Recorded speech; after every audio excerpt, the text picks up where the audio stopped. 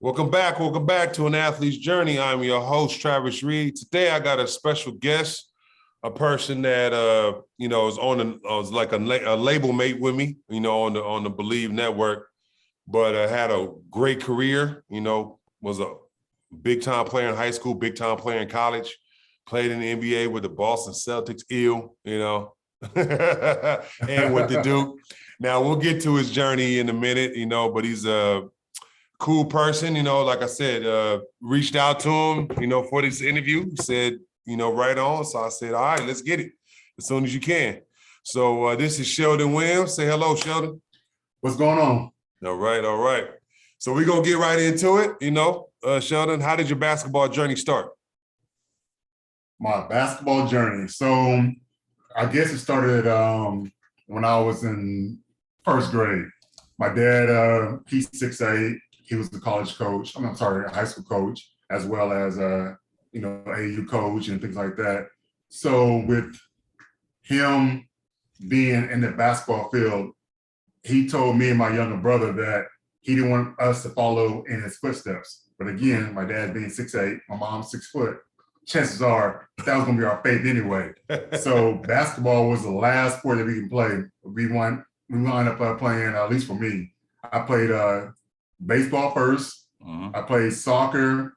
I played football because being in Oklahoma, football's king. Mm-hmm. And then I played basketball. But I played football and basketball all the way up until my ninth grade year. And ninth grade was still junior high back then. And I was able to play for the high school. I couldn't play junior high football and high school basketball. Because like I said, it was 7th through 9th was junior high and 10th to 12th was high school. So I was able to actually bypass that. But then at that time, everybody was kind of going after my knees anyway. And I knew if I was going to have a future in sports, it was going to be more so in basketball than football. Yeah, no, I got you. Look, I played football up until about 8th grade. And then I got hit hard once in my legs. And I was like, oh, no, here, coach. Right. I'm through. Let me focus. Let me focus on this basketball game. Well, fortunately for me, I was tight end and I was defense end. So I did a lot of hitting, which I like, with me being a kind of a big body and things like that. And then the fact that, I started off as a D-line and a receiver. But as a D-lineman, I was this gangly kid with long arms. So I had film where as soon as the guy says, hut, you'll see my long arms reach over the short kid that's playing, guard and that type of thing. And I just grab the actual collar of the quarterback and I hold on to him and throw him down, that type of thing. So that was how I was getting a lot of my tackles. And then as I kept growing, it kind of moved me from receiver to, defense end and also a tight end. That's a funny story, reaching over. Just reaching over, yeah. Okay. They couldn't do anything about it. It was like maybe at my waist, and I'm just reaching over, holding on to the guy as soon as the center hikes the ball. Got you. All right. So obviously you played in the AAU. How was your AAU growing up? How'd you get into that? So for me, AAU was a little bit different. Like I said, I came from a football state. It's a lot different now because Oklahoma has an NBA team. But growing up, we didn't have that. All we had was OU sports and OSU, Oklahoma State sports. We had a semi-basketball team that didn't last that long, but it was either OU or OSU. That's how it was growing up. Playing AAU, we had about 4 teams that was pretty good. And I wind up, going to nationals, pretty much every year. They take the state winner and the state runner-up, pretty much. And we didn't come to the conclusion until my junior year where we all played together. It's like us trying to beat each other up. We was able to play together and do some real damage and wind up, I want to say 10 of us went D1 that year, which was unheard of. Unheard of at the time, and everything, have that many people go D1. But we didn't come up with the bright idea that we need to play with each other until our junior year. Because, being young, you want to do your own thing. You want to get all the recognition and things like that. You want to share that spotlight, with other people. But it was pretty cool to see that. And then, because I want to say when we were in junior high, The only person that we remember seeing leaving the state of Oklahoma for basketball was Eton Thomas. Okay. And Okay. until he did it, we didn't know that was really a thing for us to do. We've seen football players kind of leave and go to Texas and things like that, but we never saw basketball players kind of leaving the state of Oklahoma. They was staying in the state, playing with OU, OSU, or even Tulsa. Before seeing Eton, that kind of opened my eyes. Like, you know what? It's a possibility that I can leave the state of Oklahoma and play somewhere else. Okay. Okay. So you played AAU growing up. Did you play like younger to high school, or did you play just starting in high school? So my dad started me in a league where I played up, and I didn't really play my age until I want to say either it was nationals or later on in high school. But my dad always had me play up. But the first team I played for, I didn't really play that much. It was an AU team. I want to say it was our first, second grade. I didn't play that much. It was to the point where I was like, I'm not sure if it's really for me or not. But my dad was, like I said, was a high school coach, so he wound up coaching my second team. And it got to a point where either I was have to quit or he had to quit, that type of thing, because we was always butting heads. Like literally, I give it up. Hey, all the coaches and coaches' sons, and they still have that relationship and everything. They still do that. Yeah. Hey, more power to you, because with me and my dad's dynamic, if I had a bad game, I'm hearing it during the game. I'm hearing it on the car ride home. I'm hearing it at the dinner table. I'm hearing we were watching at the time NBA on NBC, whatever. I'm hearing it during that time. I'm like, I could not get away from that. Yeah. And like it got to the point where as a kid, I was like, you know what? And I started, kind of, rebelling a little bit and kind of talking back. And then that opened a whole other can of worms, like, talking back to your parent, and things like that. So it got to the point where like, hey, either you quit or I quit. We can't do this no more. Like that's how it was. And then being the dad, that I have and everything, he knew that, he respected that, and he took a back seat to that. And he was able to actually have somebody else coach me, and then him kind of chipping on the side versus like, it felt like he's on me the whole time, that type thing. But my dad, knowing he's been in this process and being a coach, he would say things, and you have to listen at the time, whatever, but it wasn't as bad then. Trust me, man. My pops was my coach till I was in the 6th grade.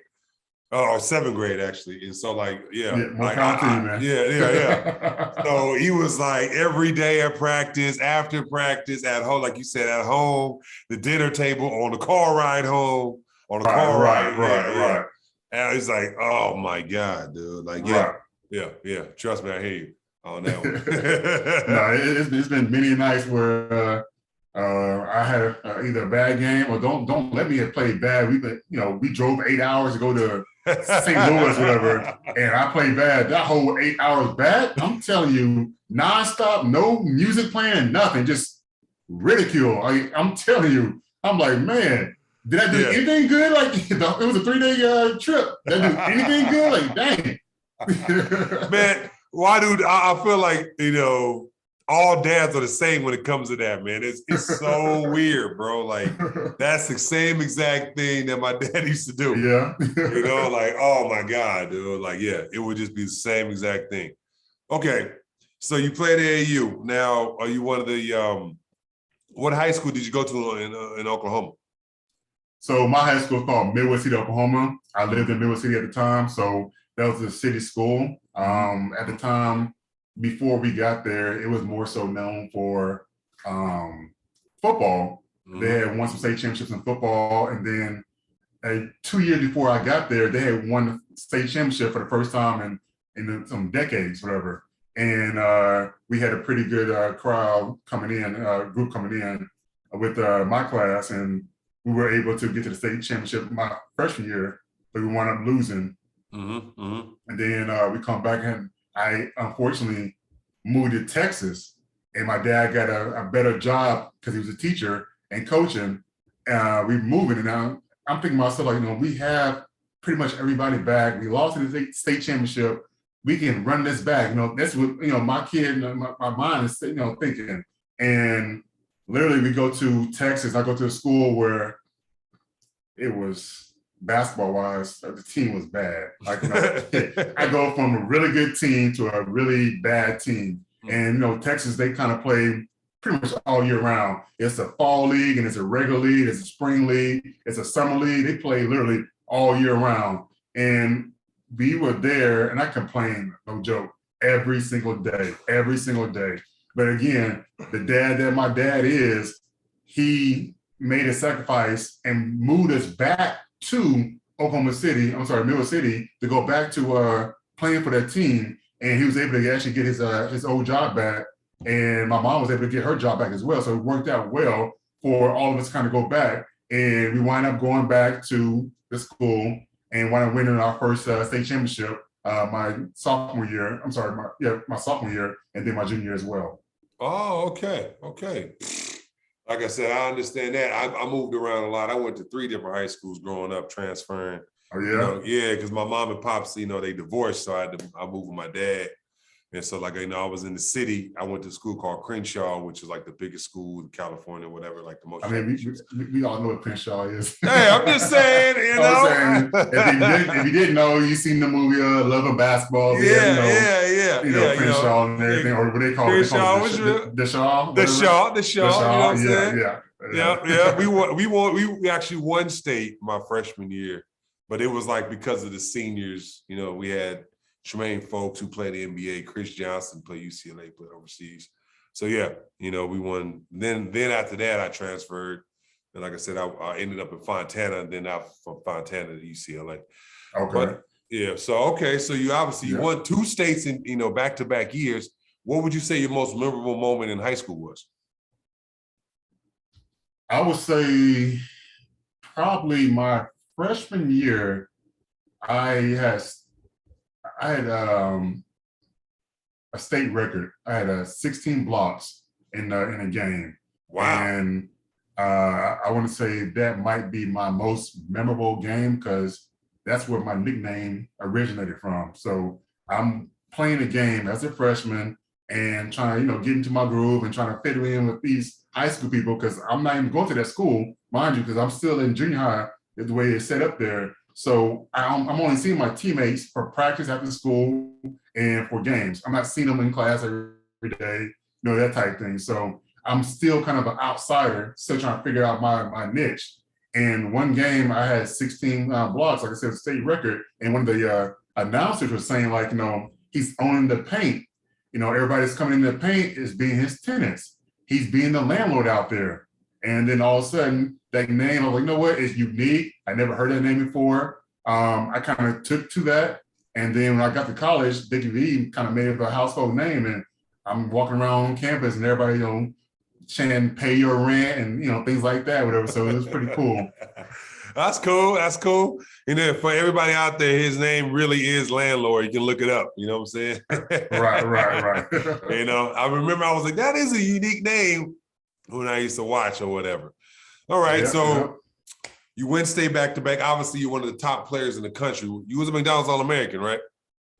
No, I wasn't a McDonald's All-American. I unfortunately, I didn't get a chance to play the rest of my senior year, and you had to play a certain amount of games to be that, and I couldn't be a McDonald's All-American because of that. Okay. Yeah. So you have a slew of schools recruiting you. What was your top 5 schools, coming out of high school? Well, I was fortunate enough to get recruited by pretty much everybody, D1. So I was fortunate enough with that.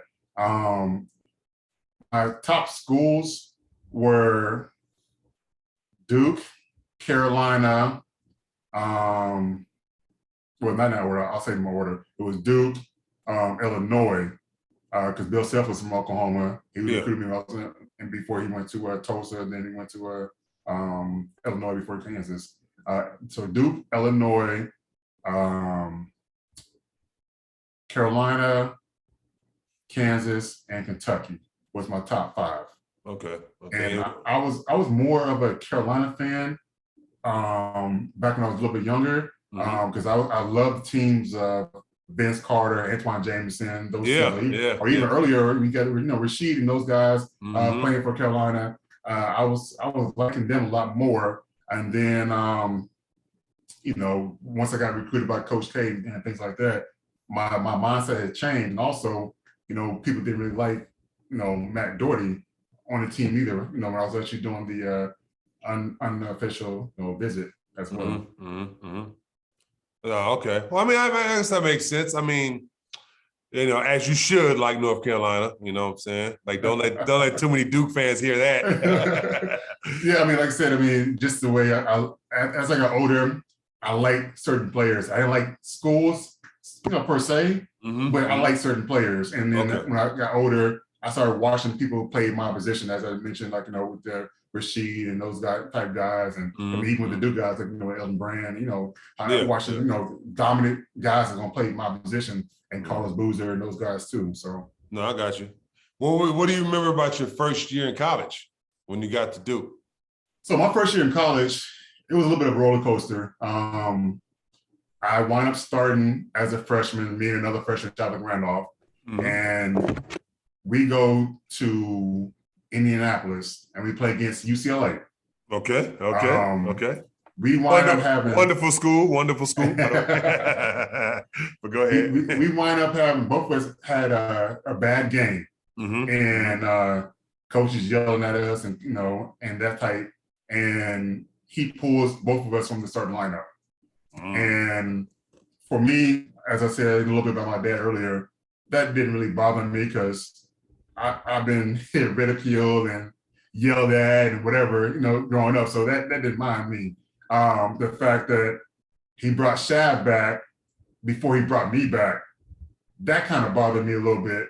And at the time, Shav, he was playing well when he was not injured. It sucks that people didn't really see the full talented Shav Randolph, because the guy was a 6'11" guy that with handles back then, which was unheard of. And now you see it, everywhere. But he was very talented. But he brought Shav back, but didn't bring me back. And I was playing bits and pieces here and there my first semester. So come Christmas break, I got tired of it. And me and Coach had a meeting, and I told him pretty much like, hey, I didn't drive 18 hours with my family to be a cheerleader. Like, that's not who I am. And that makes sense. He comes back to me like, you're ungrateful and things like that. We just had a big moment. And it came to the point where I'm thinking about even transferring because of this. And the thing is, like, my dad told me, you gave your word, all right? You gave your word, that's what you're gonna do. You stick it out. So after the first year, you can make a decision after that first year, but you're not quitting anything during the year. That's not what we do. So me taking heed of that and everything, I'm like, all right, I understand that, but I'm pissed. I am pissed. I'm not talking to nobody. I'm over here coming in and doing school and basketball. That's it. Like, you can ask my teammates, like, yo, what's wrong with him? Like, I'm pissed. I got you. It came back around where Shabbat got sick or hurt or whatever against UVA, which is also the same game as the Dante's push-up after he dunked it. That same game. That I wasn't supposed to be starting or barely playing, but I was put back into the starting lineup, had a really good game, and I never looked back after that. Okay. I mean, that's a great story, man. A great story of triumph and, like, believing in yourself and not quitting. Because I'm pretty sure a lot of kids would be like, F it, I'm out. I mean, especially nowadays when you don't need to sit out no more. Like, you can transfer and play right away. You know what I mean? Dude, where was that when we was in college? Yeah. I'm saying if it was like that now, back then, I might not been in the Raptors. You know what I'm saying? No, I got you, man. I got you. So, what was the hardest thing from college, from high school? Just dealing with stuff like that, dealing with the fact that you had to compete and all that with the time and all that, or? Yeah, I mean, like I said, the competing didn't bother me. Coach K was the only one that came to my house and told me that I have a chance to compete for an opportunity to start. While all the other people are like, oh, you start as a freshman, you start right away, blah, blah, blah. And he's like, no, because you haven't earned anything. You can have a chance to compete for an opportunity. And I'm like, and me, I had a little bit of edge to me and everything. I'm like, how you gonna come to my house, sit at my dinner table, and tell me that I got a chance to compete for an opportunity when all these other schools over here telling me I'm gonna start right away, that type thing. And that really got to me. I'm like, you know what? I need that. I don't want anything given to me. And it's never been like that growing up with my parents. And I need that. I don't want something, because if you get something handed to you, a lot of times you're not taking care of it, and it doesn't really mean as much. You know, that type, at least for me. So I was like, no, what? Let me go ahead, roll my sleeves up and everything. Like, I'm gonna show this guy. He's gonna tell me at my dinner table that I got a chance to, have an opportunity, not start, but a chance. I'm like, all right, all right. So that's what really got me. So the competing part never really bothered me. I know that a lot of people are the man at their high school when they come to college, and then things change, and then the people who are the man at their college and everything, will not necessarily be the man when they go to the next level, and that's just how it is. But the point of the matter was, for me, I just want to make sure that I have even shot and equal shot, shall I say, and then once that happens, I can take matters in my own hand. Okay. So obviously at Duke, I remember you and JJ Redick as like the two most hated people. Well, maybe he was hated beyond anybody. Yeah, it was more so him than me. Yeah. What would you say your greatest triumph and your greatest failure in college was? So I would say my greatest triumph, individually, putting myself in position to live up to my nickname, which is like, being a landlord, playing defense and blocking shots and things like that. And I was able to be National Defensive Player of the Year, back-to-back years, my junior and senior year. So I would say that's probably individually my greatest triumph. Collectively, I would say my sophomore year, even though we didn't get a chance to win the national championship, we got to the Final Four, and we were early in the year around Thanksgiving time in Alaska, and we lost to Purdue in the championship game. We had a kind of come to Jesus type moment and meeting for our team, and we all did a contract and signed the contract on the board, but Coach K wouldn't sign it until he knew everybody was all in for that. And we wind up from that time until, I want to say, the championship for the ACC tournament, we wind up going like 20-0. We just ran off like 20 straight wins, which was like unbelievable at the time. And we wound up kind of getting screwed in the tournament, but that's here and there. But we was one of the hottest teams going in. So collectively, I want to say that's one of my greatest triumphs collectively. Okay. And what would you say your greatest failure was? So my greatest failure, I would say not really putting in the work to be more all-rounded. I knew that I was a great defender, a great defensive player, and a finisher around the basket. I wish I took more to heart about, my offensive game. And if I had to go back all over again and do it all over again, I would spend just as much time on the offense as I did for defense. Okay. That makes sense. You know what I'm saying? More well-rounded. I mean, I think what you were, and like you said, it got you to the league. So, you was a lottery pick. So I still say it's all good. What was the biggest lesson you learned in college? The biggest lesson I learned in college?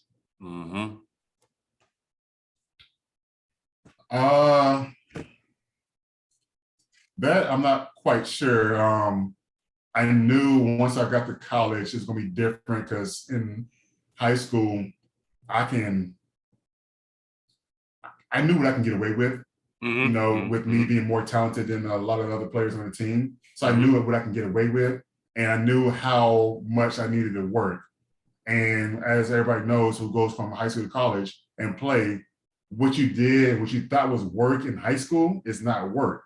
Like, it was a different level once you got to the college level, as well as you go to the professional level too. What I was thinking about, what I was doing was actually good. And I'm like, well, it was good for high school, but not for, college. So that, I'm not sure if I can answer that fully. I have to come back and think about really and pinpoint it. No problem. We'll come back to it later. So did you leave college after your junior year, or you stayed all 4 years? No, I stayed all 4 years. I had a chance to leave after my sophomore year, Mm-hmm. as well as my junior year.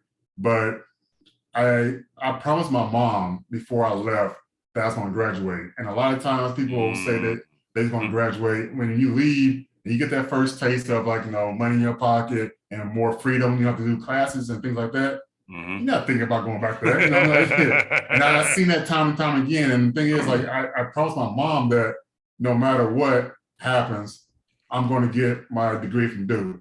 And that, oh shoot, that might be my greatest triumph as well, too. The fact that I graduated and it was on Mother's Day, Oh, my wow. senior year, I was Okay. able to give my mom my diploma on Mother's Day and told her that I fulfilled my promise to you back in high school, that I told you that I was going to graduate no matter what. And the fact that I held to my word and the look I saw on her face, I'll take that back. That's my personal greatest triumph over my National Defensive Player of the years. Okay. Now, obviously, you being like a top player, one of the top players, what do you think now? What do you think about the NIL money now? As far as college. Where was this at when I was in school?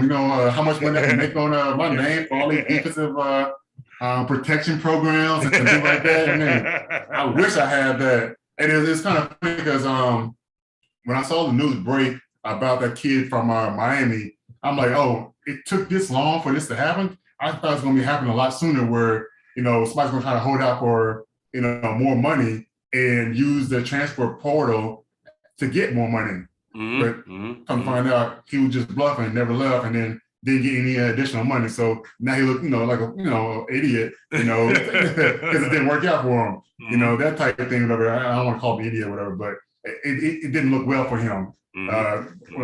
What I want to say. But I'm surprised that hasn't happened more. But the thing is, with all these kids getting all this money and everything, it'd be like, you know what? Why rush to the NBA when I'm over here living fine? I got no real bills. I got all this money in my pocket, that type of thing. So I don't know. I came out too early. I agree.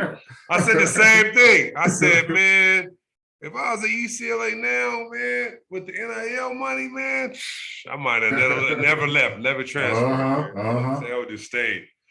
All right, so you know that you're one of the top draftees in the class. How was your draft process journey? How was that? So my draft process was a little bit different as well. I went out after I graduated. I went out to LA and I was working out in LA. One of my workouts, I had, I want to say the top 10 teams in the lottery were there watching our workouts. Because at the time, I want to say it was in our agency, it was me, LaMarcus Aldridge, who went, I think, number 2 or 3 that year. Brandon Roy, who went I want to say either 4 or 6, I can't remember. JJ, and somebody else. We really had 5 of the top 10 picks in the gym and everything. And I was able to actually have a really good workout, and I got a commitment from the Atlanta Hawks from that workout, but they were trying to keep it under wraps type thing. So I was pretending to go to different workouts. I did about 3 workouts before the word got out, and they shut me down, and I didn't do anything else after that. But the workouts I did, I went to Utah, and then I flew up to Seattle because that's when Seattle had a team. Yeah. And then I did it back to back with Seattle and Boston.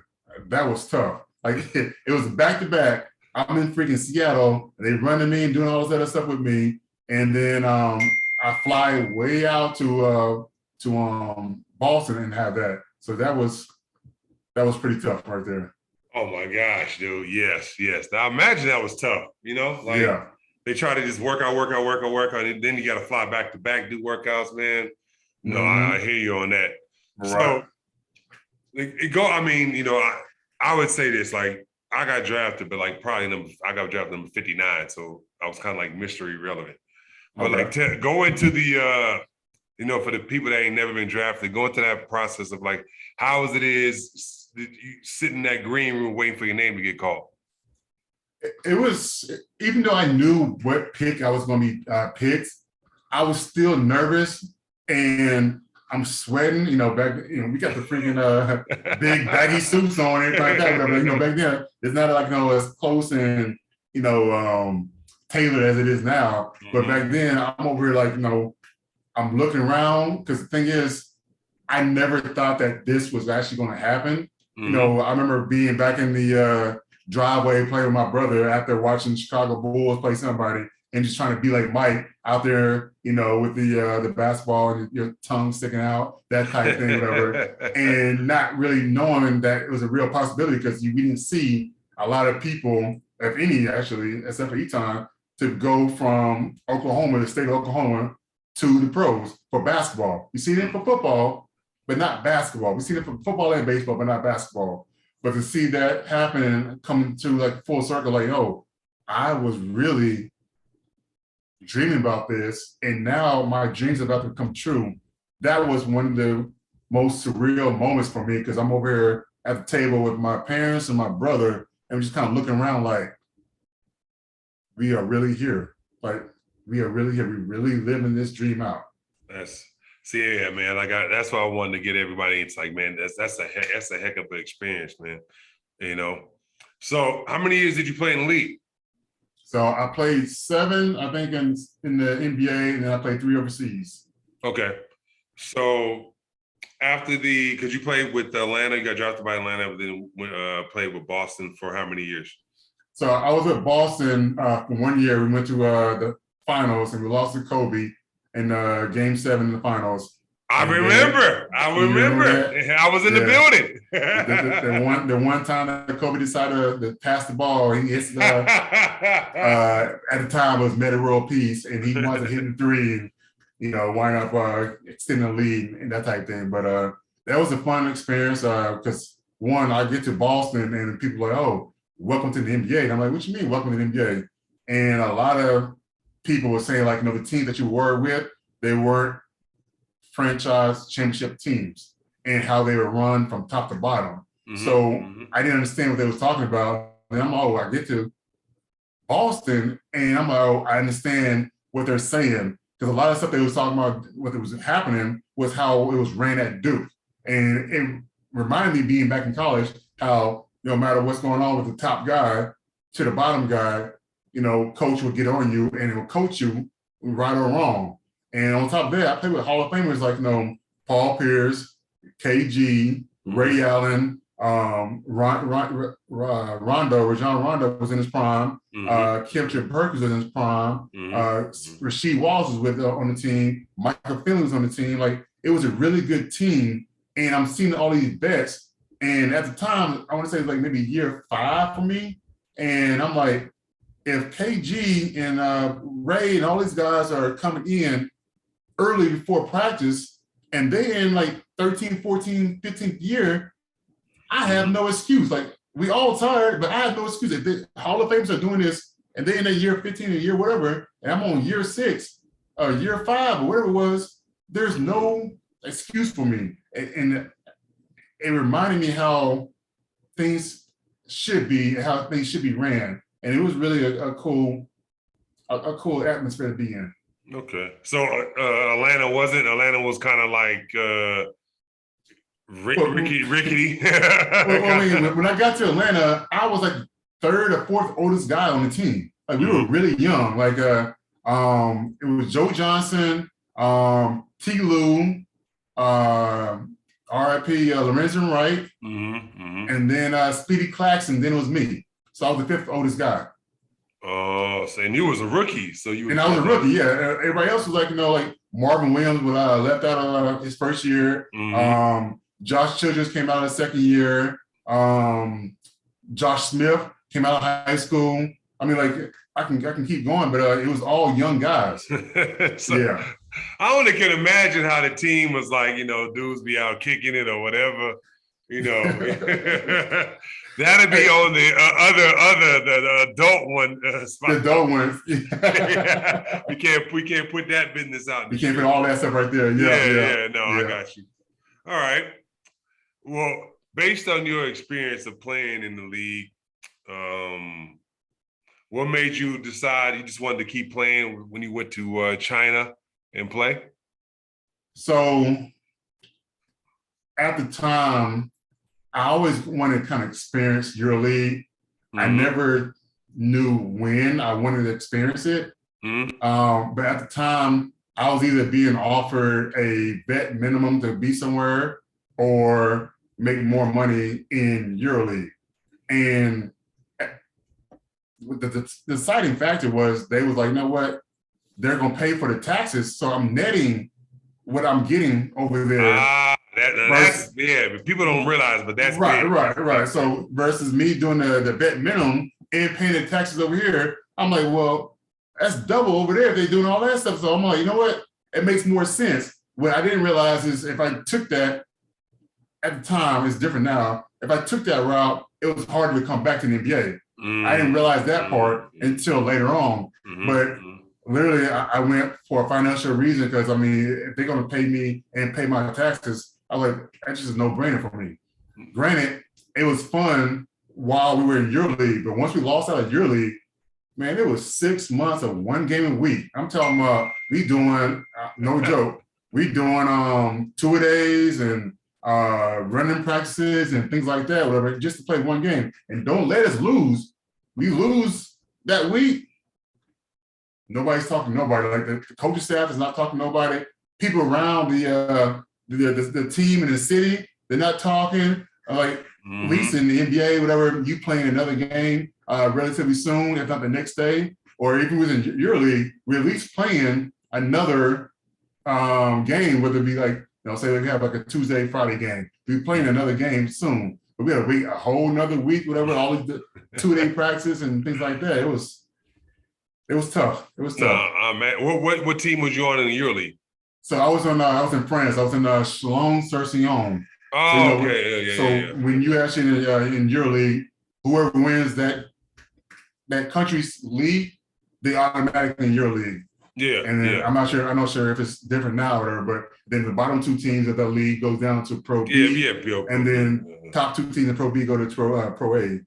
So that's how it works. All right. No. Okay. All right. So let me ask you this: after you play overseas and then you play, EuroLeague, and then you go to China for a couple of years, when did you know it was time to hang it up?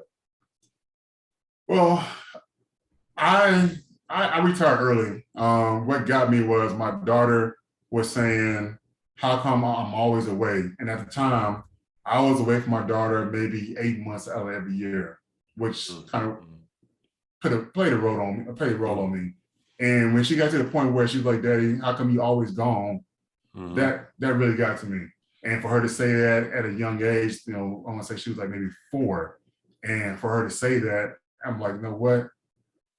I can sacrifice and be a dad. And that's something else I did. And I left. I left early. I could have still been playing. Even now, I'm seeing guys that I played with. They still out there playing. And I mean, not saying that, I'll still be playing like that because, everybody knows their body's different and whatever. No, of course. But the fact that I chose that to be with her. And I'm not going to lie to you, that first year, I'm over here, giving I was like, everybody's like, oh, yeah, Layla's dad's here. So I'm over here like giving the class Chick-fil-A for lunch. She wants me to be with her friends for lunch, but hey, Dad, come to lunch, whatever, that type thing. And I'm doing like all the room parent things, whatever. I'm doing she was in the ballet at the time, so she was like, I'm taking her to ballet recitals and practices and things like that. So I enjoy being there on a daily basis versus just having her for the 4 months during the summer. And it was a breath of fresh air because I was able to see her instead of watching her grow up through FaceTime. And at the time it was FaceTime, it was Skype back then. Yeah, I remember. Yeah. No, I got you. Wow. Yeah, I remember that my son was like 3 or 2 when he was crying, like, "Dad, I don't want you to go." And I was leaving the airplane to go to Australia, and I was like, "Yeah, this is probably my last year. I'm gonna do it." and kind of just retire and be around him now, you know. And now Right, he's, you right. know, he's 12, you know, 13, about to be a knucklehead, you know. So now, you know, just want to punch him in the Right. neck. I mean, You know? that's how my daughter is right now. I mean, I leave in a couple of days to go see her because her birthday next week. So I'm gonna be out there for her birthday week, and the fact that now when I have her, it's a totally different person. But I go back and forth from I live in Atlanta, so I go back and forth from Atlanta to LA 2 weeks out of every month, Okay. and during the school year, and the fact that I go back to her and I'm talking to her and she's over here like laughing and giggling in her room, but then I bring her downstairs and we're going to have dinner, we're going to talk, whatever, and I don't get no kind of conversation. I'm like, what's going on? Like, you went from like, you always want to talk to me to now all of a sudden it's like pulling teeth trying to have a conversation with you. And then right after dinner or whatever, she go back up to the thing, shut her door. Now she, this, teenage girl, shut her door and she's laughing and, with her friends and things like that. I'm like, oh, so this is what we're doing now. But yeah. It's the same, my son, he's a PlayStation kid. So, Okay. like, Dad, can I, nah, man, you ain't playing. We getting out the house. Oh, Dad, he's like, Dad, I'm just exhausted. I'm like, exhausted? Just go to school. You know what I'm saying? Right. What are you exhausted for? Right. So, all right. Well, so what was the best thing about being overseas compared to being in the NBA and then vice versa? So, I mean, well, I already said about the yearly paying my tax and everything. Yeah. that was really good. Mm-hmm. I mean, like when I was in France, it was because the teammates of mine were cool that made my experience better. And majority of the team spoke English. Like that made it easier. The coach spoke, kind of broken English, that type thing. But he had a heavy accent, so I had to really listen to what he was saying or read his lips because, that French, accent was really heavy, so I couldn't understand a lot of times what he was saying. But the fact that my teammates, we about 3 hours drive from Paris or a 1 hour speed bullet train from Paris type thing, whatever. So my team would take me down there. We're gonna sightsee and things like that. But we had a good time together because obviously we're doing 2 days. We see each other all the time, and we had a little small casino right outside the city, so we did that as well. Now in China was different because you can only have 2 Americans per team. So it'd be like and literally like we'd be over here like 2 guys that can actually talk with a translator. And then the rest of the team we playing charades with, we out there on the court because we only can play together 1 quarter as a rule. Like the guard plays the first quarter, the big plays the second quarter. We play together the third quarter. And you got to pick and choose who plays in the fourth quarter. Wow. So It was a lot different. It was half the games because you only playing maybe from November to February. So it was half the season. It was more games. They play 3 times a week. But it was half the season because you're only playing 4 months versus, you out in your league, you go all the way, it's 10 months. Okay.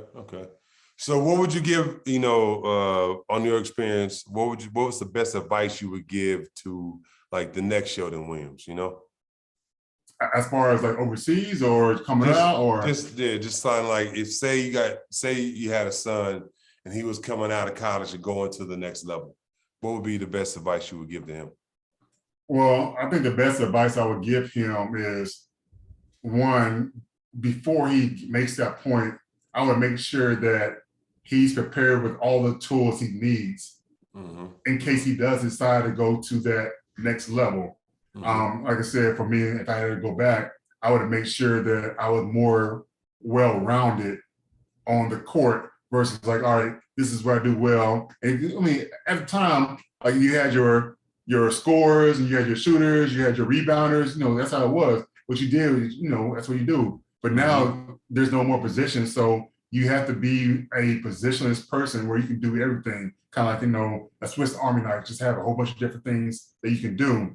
I would make sure that he's prepared on the court with that. Then off the court, the things that he needs to be prepared with, whether it be financial wise, whether it be learning how to deal with things that are thrown at you, whether it be tag-alongs, girls, or whatever that comes with that territory. I would just make sure that he has all the information that he needs to have without actually trying to give him a blueprint of how to navigate around, that type of thing. So, how it is when you're young, you think you know it all, and you want to actually, do other things. But yeah, I would make sure that at least I give him that. No problem. That's actually that's a good answer. You know what I'm saying? It makes a lot of sense. Give him all the knowledge that you learned, and now that, like you accumulated, you can give it to him. So it'd be easier for him. It makes sense. Now, obviously you've made the transition to from NBA player to super dad, but as far as like everything else of the transition of from professional athlete to what you do now, how has that transition been for you? Yeah, so when I went from being an athlete to super dad, I wound up doing that for a year, and then I got into scouting. So I was a West Coast scout for Brooklyn Nets for 3 years. And I was doing that. I had 7 teams on the West Coast, but I was able to actually do that and still be with my daughter as well too. So like if my daughter had like a basketball game or a play or something like that, I can make sure that I can do both at the same time. Just look at the schedule. So that wound up being pretty good. And then I wound up getting a coaching job for Atlanta Hawks G League team. And I did that in the first year we were in Erie, Pennsylvania, while the gym's being built. And then I wind up coming down here the second year and being a coach. And then the only thing bad about coaching is you don't own your future. So they had fired the head coach for the Atlanta Hawks with Lloyd Pierce, and they just moved Nate McMillan up, and he wind up just kind of clearing staff and bring his own people in. Like I said, you don't own your own future with that. That's the only thing that sucks about coaching. It's very rare that you actually get on and you're with like a legendary coach where you ain't gonna be there for a while. All you gotta do is not mess up, you know what I'm saying? Like, that's the only thing you gotta do is not mess up, whatever. That type of thing. But then now, like I said, I go back and forth with my daughter. I started a healthy vending machine business.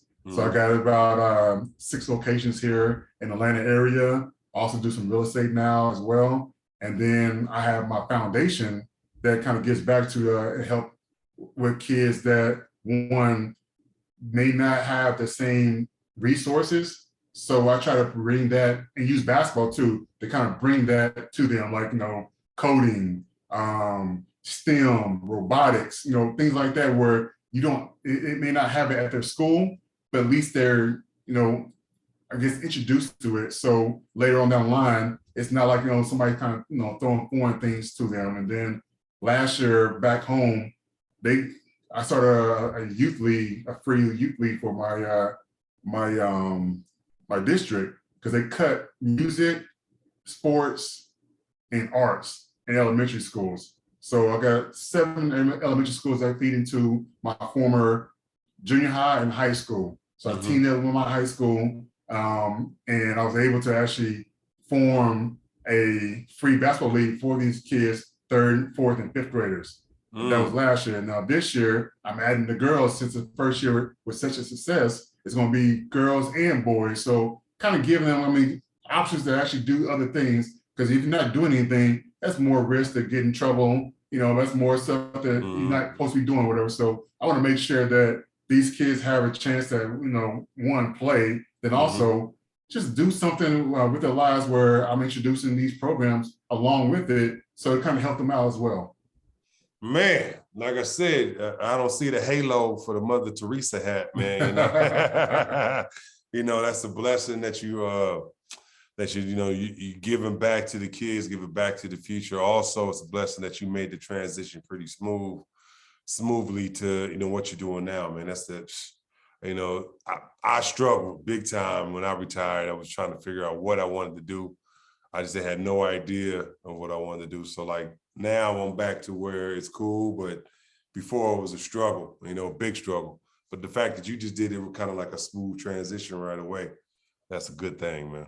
Yeah, I mean, it kind of felt in like that. I mean, it didn't feel like it was smooth like that. I said, like, I go from I abruptly stopped playing to baby with my daughter. It didn't feel smooth like that because I was like, I was like, no way, it's year 10. I need to start thinking about what my next chapter gonna be. But then I had a conversation with my daughter, then all of a sudden that moved it up faster than what I thought it was gonna be. And now I'm like, it's cool because I want to be a full on dad with her, because like I said, me playing, wherever I was playing in for 8 months, whatever, I barely saw her. So I'm like, all right, what can I do to kind of still be with the game of basketball, but still have the freedom to do what I want to do with her. And then that's when scouting came in. Like I said, which I loved. I wish it just paid more. But I loved it because I'm gonna be watching a lot of these games anyway. So for me to actually go to these games and actually kind of write reports about what I see, what I think happened, if there's players that they're interested in, I write reports on what I think about the players, that type of thing, and then kind of go from there. But then when I got introduced to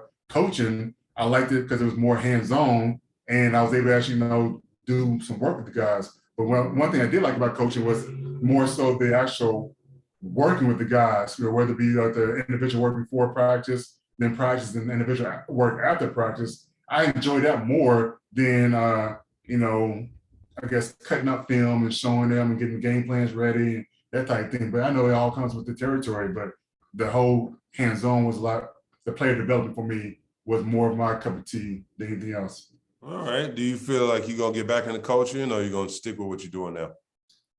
Honestly, I'm not opposed to it. I'm just tired of moving around. I mean, yeah.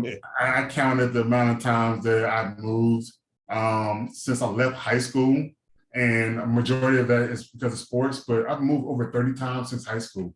Like, I want to be somewhere and just be somewhere. Like, this is home no matter what.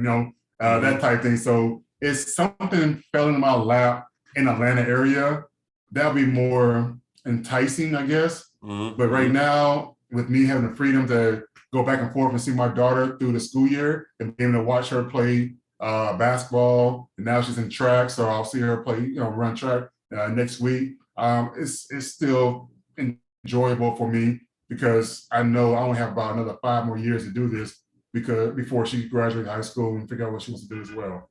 All right. Like I said, that's cool. That's real cool. Yeah, I got basically 5.5 years for my son to figure out, because when he's 18, he's out, so. Military, college, you out. Or school, one of the three. All right.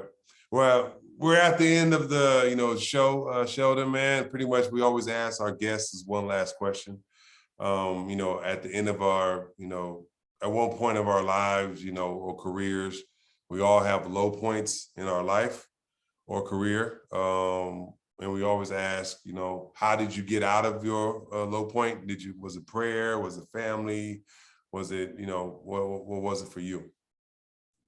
So for me, I guess, because back then, like you said, everybody goes through it. But back then, nobody talked about it. You just had to go through it, People doing a good job now kind of sharing their experiences of how they're going through their process and kind of, I guess, in a way, helping other people that are seeing that thing and that way to handle things. But for me, I want to say being able to, like, my parents, talk to them about whatever it is that I was going through, because they've been the people that I bounce things off of when life gets hard anyway. If it's something personal that I didn't want to go to my parents about, I have a couple close friends that I'm able to actually kind of vent to and kind of bounce things off of. So I feel like everybody should have at least one really good friend that is truly there for you. I know sometimes it's hard to have because a lot of people have agendas, especially with athletes. It's very hard to find genuine people that don't want anything from you. That was something that it was very hard. Like, 2 of my best friends are from people I knew back in 7th grade, like before I was, Sheldon Williams of, whatever right now. And I have another really good best friend that I wind up meeting when I lived out in LA, and he was a former athlete as well. And the thing is, we gel so much on a lot of things and everything. And then all of a sudden, I have a little small circle that we know that we have each other's back no matter what. Okay. Well, no, that actually makes a lot of sense. Always, when you're an athlete, like you said, like I'm pretty sure even on your level, it was probably magnified because it was, you was NBA guys, so everybody kind of want a piece of you, want to take a piece. So always having those close friends is always good, always real good for for your sanity, Because like I said, yeah, for me, I was gone, so it was a little bit easier. So I didn't have like all that, because I can ignore a phone call real easy rather than hanging out with somebody. With that and the time difference and things like that. Yeah, exactly. Exactly. Yeah. But the one thing I did not like was the fact that if you didn't have the right teammates, whatever, to kind of be enjoyable around, it could get real lonely real fast, being in another country, not speaking their language, doing 2-a-day practices, and he's over like, man, I got 9 more months. Yeah. that type thing, yeah. No. I would say the one moment I remember I was in Estonia, and Estonia was like super cold. It's the Baltic tip. So it was like -15 outside. It was a blizzard. Mm-hmm. And like, I don't know, it was like a Thursday night or something like that. We didn't have a game that weekend or that week. And I'm looking at the blizzard. I'm like, man, do I really want to keep playing here? I should just go on and get a flight home right now. I'm hating right now. Yeah. While you say that, before I go, whatever, during a lockout, I was in Russia, and I was working out and playing in Russia, and freaking Siberia. And wow. I have never, I'm telling you right now, I remember looking at my phone, and this mug said -32 Fahrenheit. I said, no, there's no way. -32 Fahrenheit. I was like, this can't be right. This can't be right. I have never seen -32 on my phone or anything else, whatever. I mean, I've seen -1, -2, that type of thing. It's very rare though. To see -32 and windy, I said, this is not life. And I'm like, I see why a lot of Russians look kind of angry sometimes. I'll be angry too if I'm over here walking around in -32-degree weather. I had thermals, I had sweatpants and another pair of sweatpants on, and a full length coat, and I walked outside, and it felt like I was butt naked. That wind hit me, I felt like I was butt naked. I said, this right here, I don't know how people live here. I mean, I'm walking around mad because I opened the door. Like, that's how it just changed my whole mood. Like, yeah. I got you, man. I respect that. Much respect. My thing isn't as bad as that. But like I said, Sheldon, I want to say thank you once again, man, for coming on the show. I really appreciate you, man, for real. Now, you got to come on again. You know what I'm saying? We might need to talk about the NBA playoffs or something like that, real soon. You know what I'm saying? So want to say thank you. But if you listen to this far, like I said, we appreciate it. Please like, share, subscribe. This will be, obviously on Spotify, Believe Network, Apple Podcasts, and YouTube. So, like I said, check it out. We said Athlete's Journey, coming with that heat with great guests such as Sheldon, Landlord Williams. You know what I'm saying? We appreciate you. And like I said, see you soon. I appreciate it. Thanks for having me.